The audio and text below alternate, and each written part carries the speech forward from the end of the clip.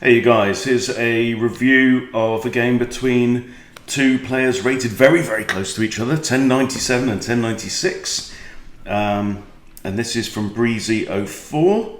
So I don't know anything about the game. We're going to dive in. We're going to look at the kind of moves that people in the kind of 1100 area make.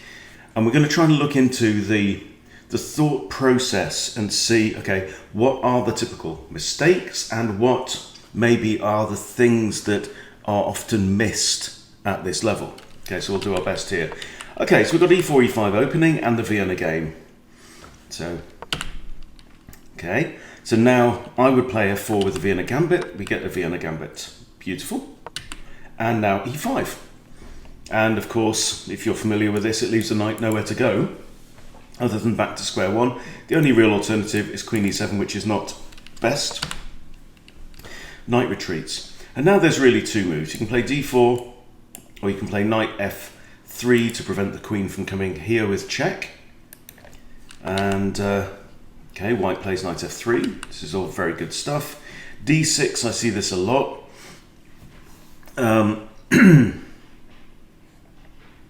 Just trying to think what I would play here. I think bishop c4 is very, very common idea. I don't think you really want to take. Queen e2 might be an idea with the threat of capturing here. Queen e2 might be an idea. If pawn takes, you've got queen takes with check. And then you've got two knights and a queen really looming in on your opponent's position. Okay, white plays d4. Well, one issue here is if you take here, you could recapture. Then if queen takes, you're going to have to undevelop your knight, which is a bit kind of clumsy. So if pawn takes here, you would take with the knight, which is no bad thing. The knight is then looking at f7, so you might then have bishop coming out here, queen coming to here or here, all looking at that very tender underbelly of black's, which is the f7 pawn. Okay, now black doesn't take, but instead develops. So here I think bishop c4 is a no-brainer, followed by short castles. Okay, yeah, also grabbing the spare pawn. But really, this bishop isn't actually playing much part in the attack right now. So for me, I think the reason, I didn't really consider that move. But the thing is, that pawn's sitting there anyway, right? How is black going to defend that pawn other than, like, g5, which is very, very ugly, yeah? I think in these kinds of positions, when you are playing an aggressive and active kind of setup, I think I like bishop c4 here. Really targeting that pawn, threatening, yeah, bishop takes, maybe knight to here, or bishop here, knight to here. There's lots and lots of ideas. But it just feels like I don't know. Maybe it's the light square bishop a more active and aggressive piece there. Maybe there could be ideas with the dark square bishop as well, maybe coming to here. We shall see. So we grab the pawn. Black now plays a slightly defensive, well, significantly defensive move. See, black's problem is having pushed d6, this bishop on here had nowhere to go other than there. And now he's got another problem, which is the knight only has one square. Right? So does he really want to resolve the tension in the middle? I'm not sure, because look at all these pieces looming. And it's really interesting, isn't it? Because it feels like all we've done is just develop, develop, develop. But these pieces are potentially very, very aggressive where they are, you know?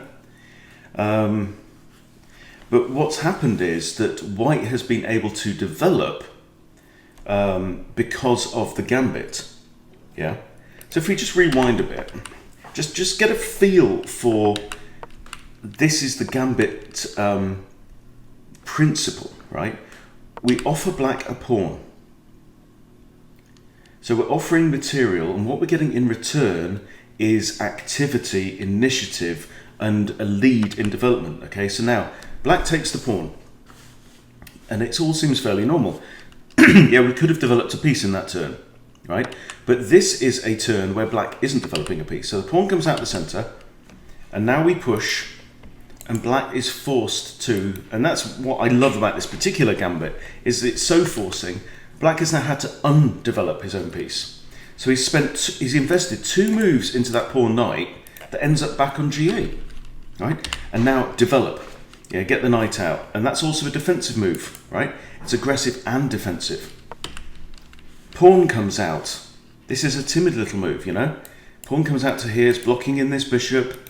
It's not developing any material, it's not really controlling much. It's not coming to here where it controls any squares in the opponent's half.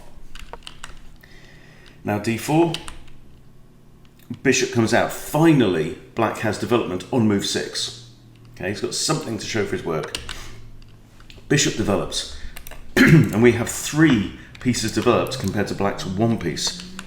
Okay, now another piece kind of develops, but it's not very good. I mean, there's nothing down this diagonal. Can't go here, can't go here, could go there, right? But it could get also snatched off, yeah? So if bishop here, knight takes, queen really has to recapture, and then g3, and the queen has to move again, right? So it's really, you can see how black is already struggling for initiative in this game. And now bishop c4, love it. Yeah, that's what you've got to do. Now if this knight comes here, gets eaten by the pawn. If it comes here, could get snatched off by the bishop, pawn takes. Horrible situation. What's this knight going to do? And where's this king going to go? Tune in next week. That's a weird one. h6, what's the idea here?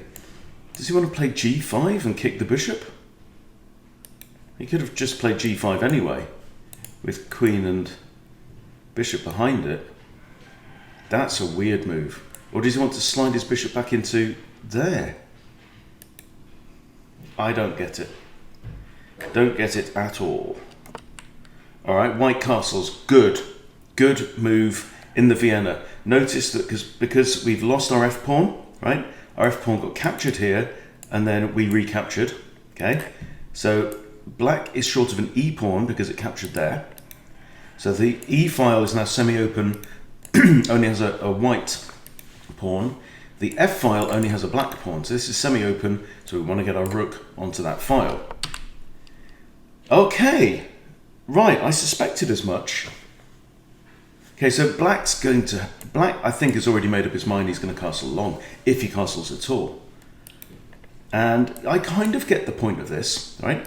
White has just castled short to the king side. Therefore, there is an argument to be made for advancing your pawns on that side of the board. They may be able to come through, disturb this bodyguard, and add pressure. It's not particularly making life too difficult for this bishop right now. Bishop could come back to a few squares. Okay, so bishop drops back to e3, developing the pawn here at the back of this little mini chain. Okay, but still, I'm not liking black's position one little bit.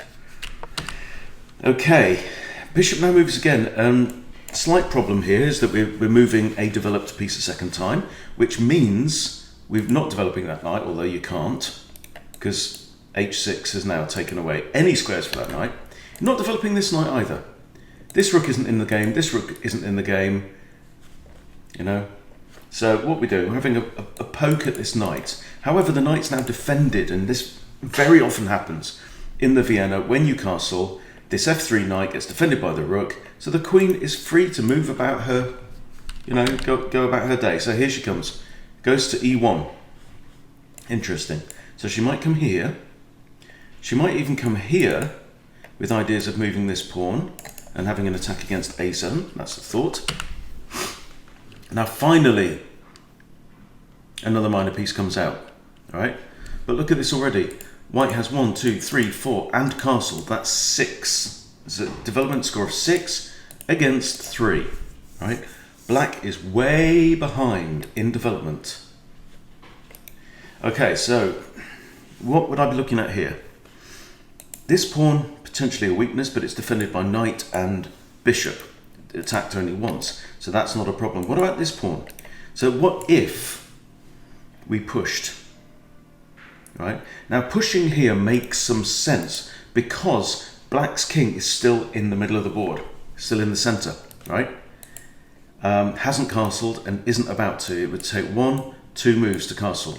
Now, I mean, even that might be a consideration, right? So what you want to do in general, if you've castled, your opponent hasn't, you've got major pieces lined up, right? Here we've got a queen lined up with a king as well, which is another benefit of queen e1. Bust through, yeah? So I would be considering this move, because if bishop takes, then we've got, for example, bishop takes here with a discovered check, right? Bishop will have to move back, trade bishops, don't know. I would also consider this move. What happens there? What if knight takes here? Knight takes, pawn takes. I don't know. Be looking to put this rook on d1 as well at some point. But a major consideration is preventing black from castling if you can, right? Particularly while the queens are still on the board. That is a thought, but I think it's half a thought. However, bishop here or bishop there, with the threat of taking out the knight, and the only way to recapture is this, could be good, but the thing I think then is, it's just going to invite the queen to move to d7, which then facilitates castling. So I would probably discount that line of thought. Let's see what white does. Oh! Didn't even see that. That is a thing of beauty. Oh, lovely. The best move in chess. Bishop takes f7 check. Right? Now if king takes, we have a free move. We can capture that pawn, for example, with a discovered check by the rook. Does he take? Indeed he does. What do white do? Okay, so we've got 2 pawns for our piece. Okay? Plus, we've forced the king to move. And the 2 pawns are f and g. So, you know, not the most valuable real estate on the board, because the center pawns are most valuable, but there's no e-pawn already. So, but with this, yeah, we've taken 2 pawns, and the king has been forced to move. And I think that's worth about a pawn in many situations, okay? Particularly, as we say, when the queens are still on the board. So now the king's in check. Can't stay here, right? So he's got a few choices. He's probably going to go back there, I would say. Oh, he can't come here because of knight e6 forking king and queen. So that leaves him really with 3 choices on the light squares. So king goes, ooh! Golly gosh. Interesting. He thought for 18 seconds about that move, but now there's still a fork on, actually. There's still a fork. The king can't take it there. Does white see it? He sees it. So we are forking queen and rook, and this is now a very dominant position. Queen has to move, take the rook with check even. Yeah? Now, you want to be thinking, can I save the rook? Well, you probably can. If the king comes here or here, rook can come back here, defended by the knight can go back there, defended by the rook. So king decides to bugger off to h5. Now, I mean, that's very, very natural looking.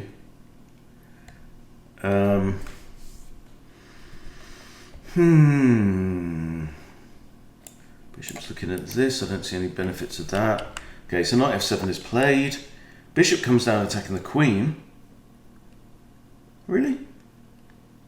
Surely g3. g3. Get out of here, bishop. Okay. And now it sucks to be black, huh?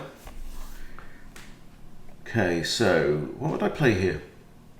Got 2 attackers on this pawn, but it's defended twice. Okay.